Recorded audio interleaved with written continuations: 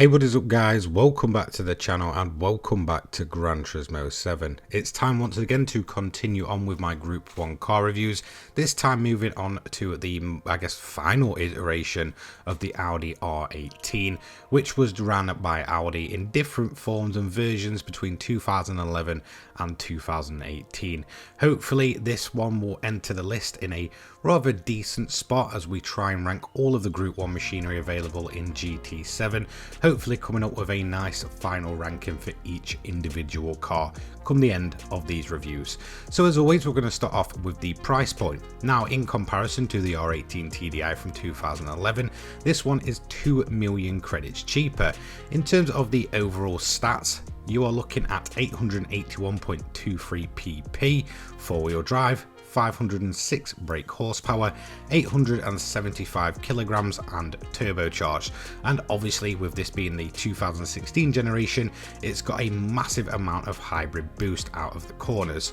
So with this one, it will compare with the likes of the TSO 50 and obviously the Porsche as well. So let's get on with the actual on-track review, talk about the car's performance and history, and then we'll talk about the car in terms of GT7 itself. So let's start with the car itself. I'll give you some history on this exact year model, as well as the R18 in general. So like I mentioned at the start of the video, the R18 nameplate was carried over for Audi's LMP machinery from the year 2011 all the way to 2016. So in terms of GT7, we've got a nice kind of start and beginning point with the R18 TDI and the final version, which is this one here, the 2016 model. Now for the 2016 model, it was a complete redesign. In terms of the overall design of the car, it had massively altered aero, that insanely good looking raised nose that I really do like, very reminiscent of the sort of 2012-2013 era of Formula 1 cars. So I really do absolutely love the styling of this vehicle. I'll talk a bit more about that later on though.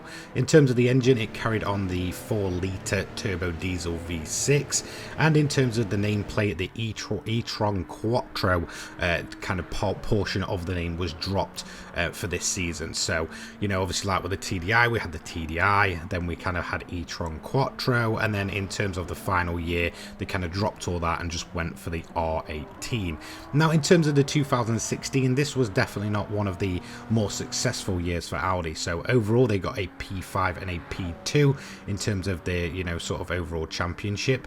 Now, the main goal of this vehicle was to try and reclaim the manufacturer's title, which they hadn't actually won at this point since 2013, with obviously the likes of Porsche having a very dominant spell around this kind of end time of the big manufacturer backing of the LMP1 category. Obviously, as you may kind of notice, since 2016 onwards, it kind of dropped off to the point where it was really only Toyota that was left challenging, which is when they kind of took the mantle away from the likes of Porsche and Audi and such over the years. Now, the vehicle's last win was actually the last ever event it ran in. Now, after this, Audi kind of just disappeared completely from the LMP program, never to be seen again, as of yet at least. So it was a 6-hour Bahrain. It went on to win it, and it was obviously the car's final event ever, and obviously the last event for Audi in general. So in terms of the Le Mans 24 hours, they kind of placed for third and fourth. Again, not really what they were probably hoping for. In terms of the laps though, 12 laps down and 17 laps down. Now, in terms of the overall kind of standings though, the third place kind of cemented the fact that Audi had constantly had at least a, you know, podium finish ever since they came along in 1999, of having one car on the podium for each of the Le Mans 24-hour races. That's some history on the final ever R18 version of a LMP1 machine, as well as Audi's last time obviously tackling the LMP1 world. So overall, let's talk about the car in terms of GT7, because this is what you're really going to want to know. How does it perform, especially considering its main contenders is the TSO 50 as well as the Porsche, which I think is almost everyone's favourite in terms of just overall performance, as well as under BOP conditions as well. So let's start off with the most obvious pick in terms of things to talk about this vehicle, and that for me is the styling of this car. It really is a very, very good looking car. I would say it is the best of that main trio, whilst the Toyota does have kind of a special place in my heart, and I really, really do love the looks of the TS050, and the Porsche itself is just absolutely incredible. In terms of a styling standpoint, that raised nose and just some of the absolutely insane aerodynamics that are on this car are just absolutely beautiful to look at. Perhaps one of the best looking Group 1 cars.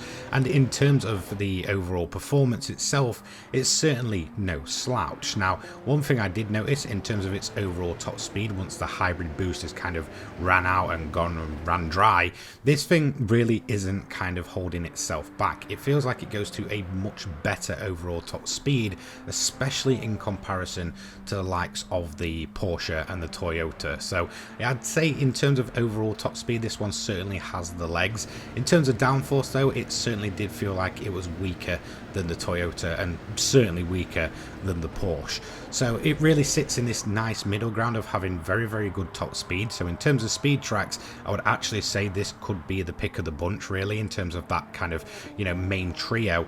And in terms of just the overall grippiness, it sits in this nice middle point where it isn't quite as good as the rest, but it will get that job done. So couple that with an overall good top speed and overall very good downforce and handling, considering it's a Group 1 LMP machine, it certainly is no slouch.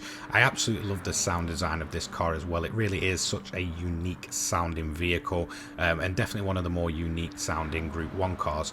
So overall, I would go on to say this is an absolute underrated vehicle.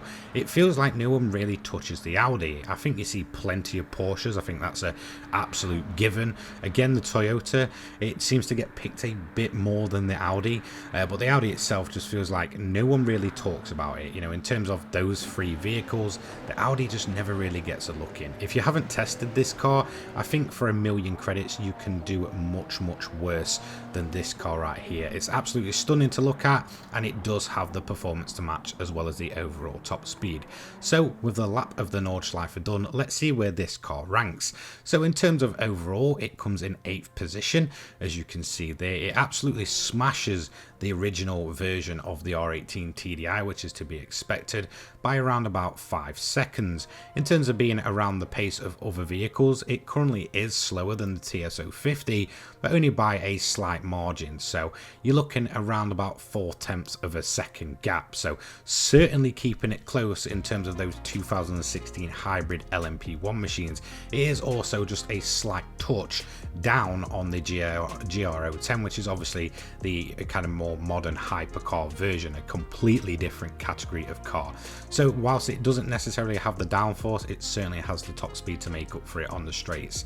So in terms of the Audi, it is certainly one you want to be picking up. If you've never really kind of checked this car out, I would recommend it. It certainly is a different experience compared to the rest, and that big groaning turbo diesel engine sound is absolutely awesome. Big thank you to all of my channel members: Louis Vieira, Old School Gamers, Crazy Cobra, JRO49, Cole Wyatt, Phil Wilmot, Dominic Saylor, Dan, Sean and Chris75572 for your continued support on the channel. Honestly, without you guys, I don't really think I'd keep this channel going. It really is nice to have you guys sort of, you know, kind of join along with the channel. So next up, we're going to be moving into another VGT machine, considering we've actually ran out of the Group C monsters and they are all completely rounded up. So we're definitely getting into the latter half of these reviews, so feel free to join me next time. See you later guys, take care, peace.